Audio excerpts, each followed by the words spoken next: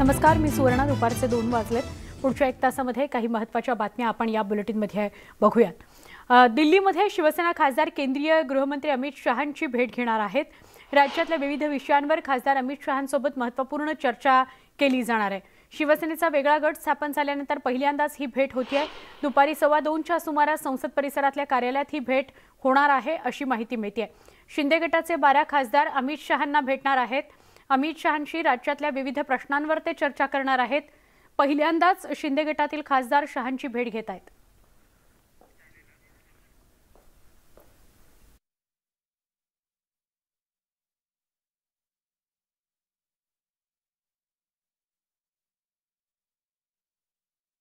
प्रशांत लीला रामदास आपल्या सोबत आहेत, त्यांच्याशी सविस्तर बोलूया. प्रशांत, 12 खासदार शिंदे गटाचे आज अमित शहांना भेटणार आहेत, काय अधिक माहिती? बरोबर आहे. खास करून संसदेमध्ये एकतर ज्या पद्धतीने शिंदे गट वेगळा गट स्थापन झाला आहे त्यानंतर संसदीय पक्षामध्ये देखील संपूर्ण जबाबदारी ही शिवसेनेच्या संसदीय पक्षाची जबाबदारी राहुल शेवाळे यांना देण्यात आली. त्यानंतर हा ते अत्यंत महत्वाची भेट आज दुपारी 2:15 वाजता दरम्यान होणार आहे. ही जर बघितलं आपण हा गट स्थापन झाल्यानंतर ही पहिली भेट आहे ज्यामध्ये अमित शहा आणि हे जे 12 खासदार आहे जे सार्वत्रिक उपस्थित राहणार आहे. संसद परिसरामध्ये ही भेट होणार आहे. राज्यातील विविध विषयांवरती चर्चा होणार असल्याची सूत्रांनी माहिती दिली आहे. पण या भेटीनंतर खासदारांच्या हातात काय पडतं हे देखील पाहणं अतिशय महत्त्वाचं ठरणार आहे. त्यामुळे या भेटीकडे सगळ्यांचं लक्ष लागलेलं आहे. नक्की, पण राजकीय चर्चाही होऊ शकतात. महत्वाचं म्हणजे स्वर्ण बघितलं जर अनेक विषयांवरती चर्चा होत आहे त्यात राजकीय देखील चर्चा होण्याची शक्यता व्यक्त केली जात आहे. महाराष्ट्रामध्ये यानंतर कशा पद्धतीनं भारतीय जनता पक्ष आणि शिंदे गट हा कसा एकत्रितपणे पुढे जाईल आणि सोबतच ज्या पद्धतीनं राज्य मंत्रिमंडळाचा विस्तार तर आहेच त्या संदर्भात चर्चा राज्यात सुरू आहे. पण केंद्रामध्ये देखील मंत्रिमंडळाचा विस्तार होणार आहे. त्यापूर्वी देखील ह्या भेटी अत्यंत महत्त्वाच्या मानल्या जात आहे. मुख्यमंत्री एकनाथ शिंदे यांची नुकतीच भेट झाल्यानंतर आता संपूर्ण सर्व 12चे 12 खासदार आज संसदीय परिसरात जाऊन त्या पद्धतीने अमित शहा यांची भेट घेतली. त्यामुळे या भेटीला अत्यंत महत्त्व प्राप्त झालेलं आहे. निश्चित आभार. आपण प्रशांत सविस्तर माहिती दिली त्याबद्दल. 2:15 वाजता ही भेट अपेक्षित आहे. संसद परिसरामध्येच एका कार्यालयात ही भेट होणार आहे. नवी दिल्लीमध्ये नॅशनल हेराल्डच्या कार्यालयावर ईडीनं धाड टाकली आहे. याच प्रकरणामध्ये काँग्रेस अध्यक्षा सोनिया गांधी आणि राहुल गांधी यांची चौकशी करण्यात आलेली होती.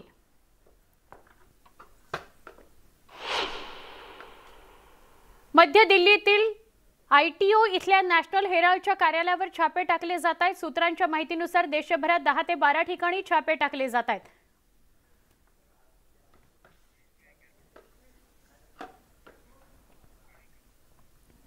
ईडीनं मुंबईतल्या 3 ठिकाणी छापे मारले. यामधील 2 छापे हे राऊत प्रकरणी असून नॅशनल हेराल्ड प्रकरणी 1 ठिकाणी छापा टाकण्यात आलाय. ईडीकडून आर्थिक गैरव्यवहार प्रकरणी छापेमारी सुरू आहे. संजय राऊत प्रकरणामध्ये 2 ठिकाणी तर नॅशनल हेराल्ड प्रकरणामध्ये 1 ठिकाणी मुंबईमध्ये आज ईडीकडून छापेमारी करण्यात आली आहे.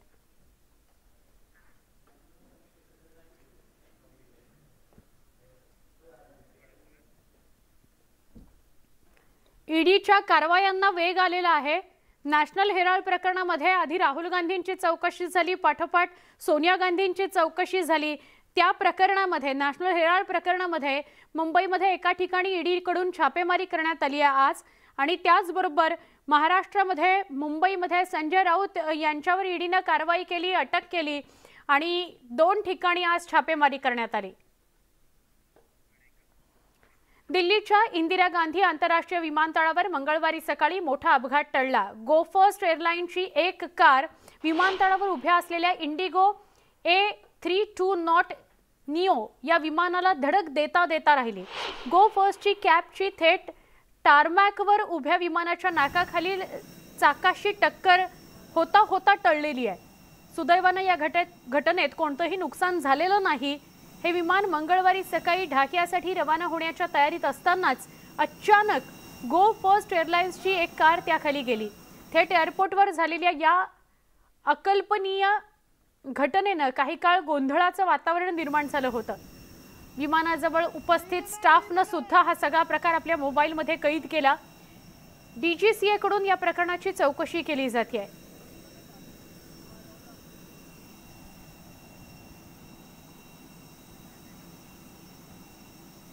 आमचे प्रतिनिधी प्रशांत लीला रामदास यांच्याकडून अधिक माहिती घेऊया. प्रशांत, विमानतळ परिसरामध्ये इतकी खबरदारी घेतली जाते, इतक्या गोष्टी नियम काटेकोरपणे पाळल्या जातात, या सगळ्या प्रकरणामध्ये नेमकं काय घडलंय? एक अतिशय धक्कादायक ही बातमी आहे की संपूर्ण सुरक्षा व्यवस्था असते, प्रत्येक नियम काटेकोरपणे विमानतळावरती पाळले जातात. अशा वेळी ज्या पद्धतीनं ग्राउंड स्टॉपची जी मारुती व्हॅन असते ती अचानकपणे आपल्या जर बघितलं तर इंडिगोचं एअरक्राफ्ट जे असते, विमान असल्याच्या खालचा जो भाग आहे, जो समोरचा भाग, त्याच्या खाली ती अचानक ती घुसलेली म्हणजे तिने प्रवेश केलेला आहे. आणि महत्वाचं म्हणजे यातून अपघात देखील गाडीला झालेल्याची माहिती पुढे आलेली आहे.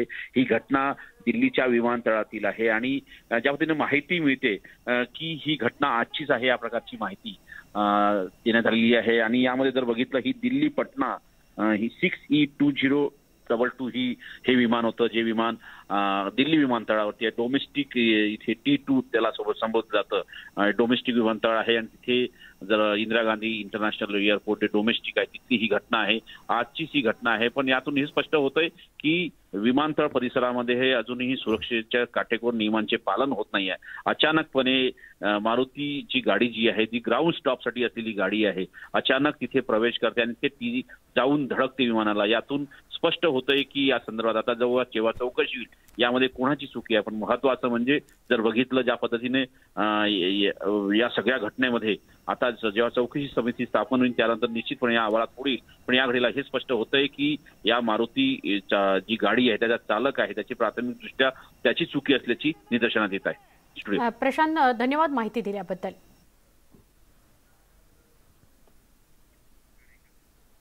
विरोधी पक्षनेते अजित पवार यांनी मुख्यमंत्री एकनाथ शिंदेंवर टीका केली आहे. राज्यात शेतकरी अडचणीत असताना मुख्यमंत्री दौरे करत सत्कार स्वीकारत असल्याची टीका पवारांनी केली आहे. 1 महिना होऊनही मंत्रिमंडळ विस्तार झालेला नाही. मंत्रिमंडळ विस्तारासाठी दिल्लीतून ग्रीन सिग्नल मिळत नाहीये का, असा सवाल त्यांनी केला. मुख्यमंत्री स्वतःच नियम पाळत नाहीत, रात्री 10 नंतर सुद्धा भाषणे करत राहतात, असा टोलाही त्यांनी लगावला. जवळपास राज्याच्या मुख्यमंत्री उपमुख्यमंत्र्यांचा शपथविधी होऊन 1 महिना उलटलेला आहे.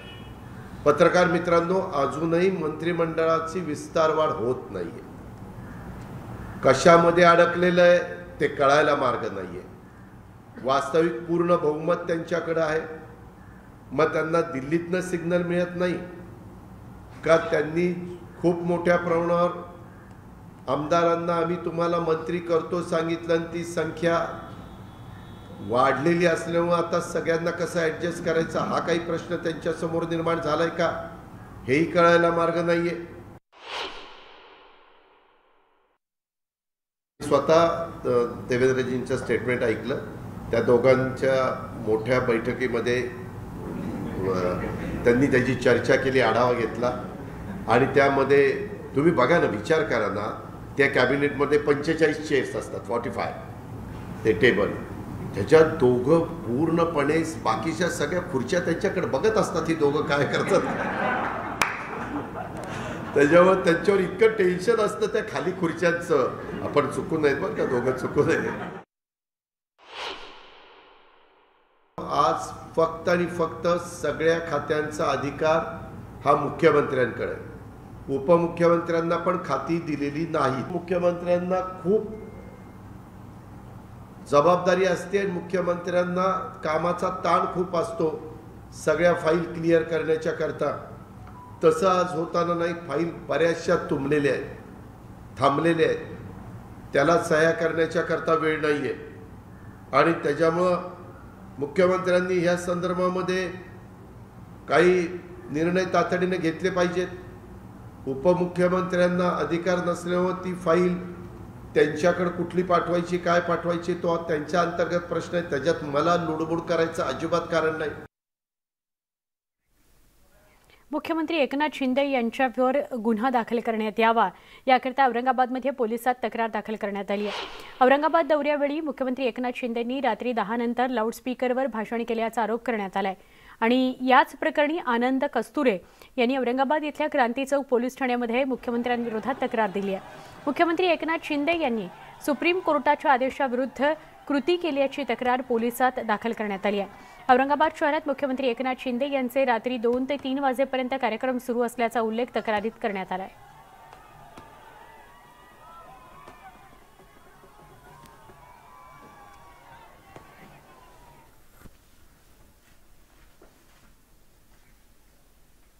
तर विरोधी पक्षनेते अजित पवारांनी सुद्धा मुख्यमंत्री एकनाथ शिंदेंवर नियमभंग केल्यावरून टीका केली आहे.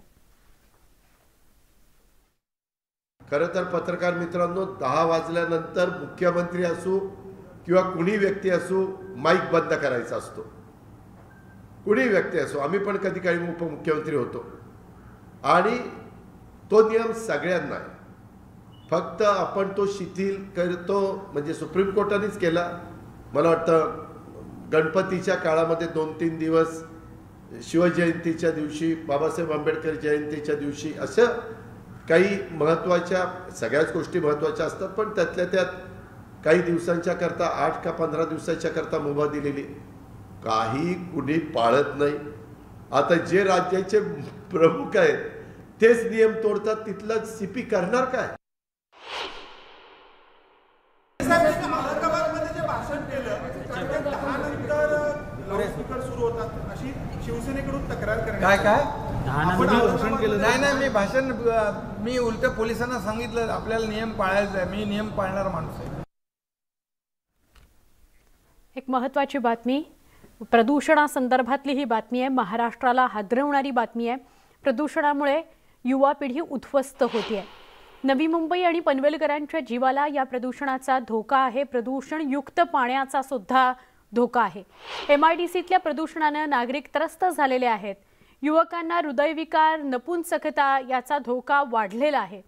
महिलांचे गर्भपात होणे, वंध्यत्वाचे आजार उपस्थित होणे अशा प्रकारच्या खूप मोठ्या प्रमाणात तक्रारी उद्भवू शकतात. MPCB MIDCच्या भ्रष्ट अधिकाऱ्यांना कधी जाग येणार? प्रदूषणामुळे इतका मोठा प्रश्न निर्माण होतोय, याची जाणीव या भ्रष्ट अधिकाऱ्यांना कधी होणार?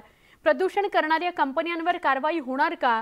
असे अनेक प्रश्न या मोहिमेच्या माध्यमातून आम्ही उपस्थित करतोय.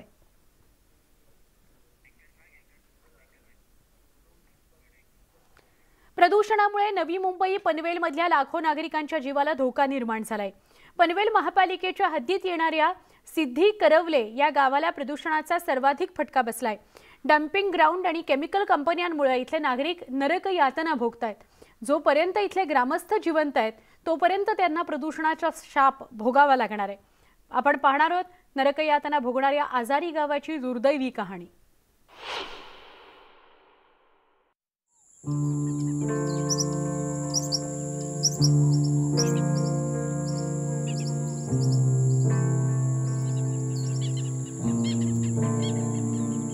सुंदर डोंगर, तळ आणि निसर्गाच्या सानिध्यात वसलेलं हे सिद्धी करवले गाव. अशा या सुंदर गावात राहणं कुणाला नाही आवडणार. मात्र इथं राहायचं असेल तर गंभीर परिणाम भोगण्याची तयारी तुम्हाला ठेवावी लागेल. कारण या गावाला आहे प्रदूषणाचा शाप. गावाशेजारी असलेल्या डम्पिंग ग्राउंडमुळे या गावातल्या घरातली प्रत्येक व्यक्ती रोज आजारी पडतीये. आणि ही अतिशयोक्ती नाहीये. ऐका इथले लोक नेमकं काय म्हणतायत ते. प्रत्येक घरात आहे, तुम्ही जाऊन बघा, प्रत्येक घरात वारलेला आहे. इथल्या लोकांचं आयुमान कमी झालेलं आहे. 50 ते 70 पेशंट गावामध्ये रोजचे असतात. माझ्यासहित माझी आई घरामध्ये आजारी आहे. प्रत्येक बाईला खोकला आहे. आम्ही पूर्ण खिडक्या बंद, दरवाजे बंद करून 2-3 दिवस राहिलो. चक्कर येऊन पाडाची वेळ येतं. माझ्या स्वतःच्या मुलीचा ऑपरेशन झाले हार्टचा. तर मला सुद्धा आज माझ्या बायकोचा गर्भपात करावा लागलेला.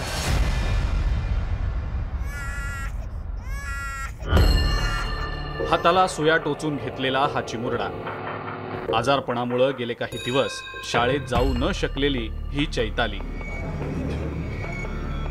रात्री झोपेत धाप लागून अस्वस्थ होणारा कैलास, अचानक आजारी पडल्यामुळे कामावर जाऊ न शकलेले प्रमोद मळवी आणि रस्त्यात भाजी आणायला निघाल्या की धाप लागून थकणाऱ्या या बेबी मावशी. गावातल्या काही आजारी लोकांची ही प्रातिनिधिक उदाहरणं. कारण एक झालं की दुसरा आणि दुसरा झाला की तिसरा अशी घरातली प्रत्येक व्यक्ती आजारी पडतच असते. या सर्वांचा इतकाच दोष आहे की त्यांच्या सुंदर निसर्गरम्य गावाशेजारी वसली आहे तळोजा MIDC आणि एका आंतरराष्ट्रीय कंपनीचं डम्पिंग ग्राउंड. खूपच प्रदूषण वाढलेलं आहे आणि त्यामुळे नियमितपणे सर्दी, खोकला, नाक वाहणे किंवा दमा याचे पेशंट दिवसेंदिवस वाढतच आहेत. गेल्या काही वर्षांपासून सिद्धी करवले गाव आनंदानं नांदत होतं. मात्र गावाशेजारी डम्पिंग ग्राउंड आलं आणि या गावकऱ्यांच्या त्रासात भरच पडली. डम्पिंग ग्राउंडमधून निघणारा वास आणि लागणाऱ्या आगींच्या विरोधात इथल्या तरुणांनी वेळोवेळेला आवाजही उठवला, अनेक तक्रारीही केल्या. मात्र कंपन्यांकडून होत असलेल्या आर्थिक फायद्यामुळे अधिकाऱ्यांनी कारवाई करण्याऐवजी याकडे दुर्लक्ष करणंच पसंत केलं. या अधिकाऱ्यांची हिंमत आता इतकी वाढली आहे की त्यांनी थेट केंद्रीय पर्यावरण बोर्डाच्या आदेशाकडेच दुर्लक्ष केलंय. त्यांनी ऑर्डर दिली होती बेलापूर ऑफिसला की तुम्ही या संबंधित जे तक्रारदार आहेत समीर पाटील यांच्या ज्या तक्रारी आहेत त्या संबंधित एरियामध्ये जाऊन तपासणी करून काय अहवाल असेल तो सेंट्रल बोर्डाला आणि पुण्याच्या ऑफिसला पाठवा असं निर्देश बेलापूरला दिले होते. तरी अजून पुढे काही त्यांचे ईमेलद्वारे आम्हाला काही रिसिप्ट मिळाली नाही. MIDC आणि MPCBच्या भ्रष्ट अधिकाऱ्यांमुळे इथल्या भागांमधलं प्रदूषण इतकं वाढलंय की ते जमिनीमध्ये खोलपर्यंत पोहोचलंय. इथल्या पाण्याची चाचणी जेव्हा IITच्या टीमनं केली तेव्हा त्यात मानवी शरीराला धोकादायक असे अनेक पदार्थ आढळून आले होते. धोकादायक तर आहेच. आता ऑलरेडी हे जे फिशिंग सगळं खतम झालं आहे. तुम्ही त्या गाववाल्यांना विचारा, आधी ते म्हणतात की आम्ही आमच्याकडे एवढी व्हेरायटी ऑफ फिश इथं मिळायची, एवढी आम्हाला क्वांटिटी मिळायची. आज त्यांना त्यामध्ये मिळत नाही आहे. त्यानंतर शेती होऊ शकत नाही त्या पॉल्युटेडमुळे. तर इफेक्ट तर दिसतो आहे. तर लेड आहे हे ब्रेनला डॅमेज करतं. फिनॉल आहे ह्याने कॅन्सर पण होऊ शकतो, कार्सिनोजेनिक आहे. अशा प्रकारचे ॲडव्हर्स इफेक्ट्स आहेत ह्याचे. फक्त लहान मुलं किंवा वृद्धच नाहीत तर तरुण आणि तरुणी सुद्धा प्रदूषणाच्या विळख्यात अडकलेले आहेत.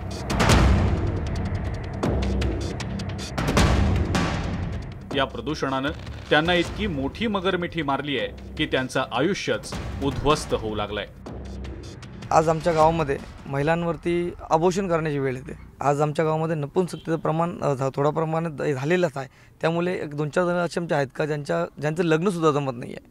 ही गोष्ट प्रत्येकाला समजतं. त्यावेळी त्याच्यानंतर गावामध्ये पूर्ण प्रचार होतो त्या गोष्टीचा. पण हे सर्व आम्हाला आज कंपन्यांमुळे किंवा दूषित परिणामामुळे किंवा दूषित वायू जो आमच्याकडे आहे किंवा पाण्याचं प्रमाण जो खराब आहे त्याच्यामुळे हे सर्व आम्हाला आज भोगावं लागत आहे. अशा प्रकारे रोगराई निर्माण झालेली आहे का इथे येणारे अपत्य होणार नाही असे रिपोर्ट्स आलेले आहेत. असे रिपोर्ट्स आलेले आहेत का इथले लोकांचं आयुमान कमी झालेलं आहे. दमा, पोटाचे आजार इथल्या नागरिकांच्या 5वीला पुजलेले असताना दुसरीकडे वंध्यत्व, नपुंसकता आणि गर्भपाताचं प्रमाण सुद्धा वाढलंय. यातच युवकांना आता हृदयविकाराचा धोका सुद्धा संभवतोय. 25 ते 30 वर्षातील मुलांना सुद्धा हार्ट अटॅकचा प्रॉब्लेम होतो. हा भीषण या प्रदूषणामुळे वातावरण खराब झालेलं आहे आणि त्यामुळे आज गावकऱ्यांना सहन करावा लागतो. तळोजामधल्या प्रदूषणाविषयी राज्याच्या विधिमंडळात सुद्धा अनेकदा प्रश्न उपस्थित केले गेले होते. कारवाईचे आदेशही निघाले. मात्र MPCB आणि MIDCच्या भ्रष्ट आणि निर्लज्ज अधिकाऱ्यांच्या अभद्र युतीमुळे संपूर्ण गावच आजारांच्या विळख्यात सापडलंय. लहान मुलं आणि तरुण देशाचं भविष्य असतं असं म्हटलं जातं. मात्र दुर्दैवानं सिद्धी करवले गावातल्या 2 पिढ्या या प्रदूषणामुळे उद्ध्वस्त झालेल्या आहेत. किमान आता तरी सरकारला जाग येईल का आणि पुढच्या होऊ घातलेल्या पिढ्यांना चांगलं सुरक्षित आरोग्य सरकार देऊ शकेल का, हाच प्रश्न इथले नागरिक विचारताना दिसतायत. सिद्धी करवले गावातनं कॅमेरा पर्सन अभिजित सोबत तुषार शेटे, न्यूज 18 लोकमत. तळोजा MIDCत होत असलेल्या प्रदूषणामुळे कासाडी नदी अखेरच्या घटका मोजतीये. प्रदूषणामुळे कांदळवनांना सुद्धा धोका निर्माण झालाय. शेकडो मैलापर्यंत पसरलेलं कांदळवन करपू लागलंय. कासाडी नदीतल्या प्रदूषणाची दखल राज्य सरकारने वेळीच घेऊन मँग्रोव्ह पर्यटन सुरू करावं अशी मागणी स्थानिकांनी केली आहे.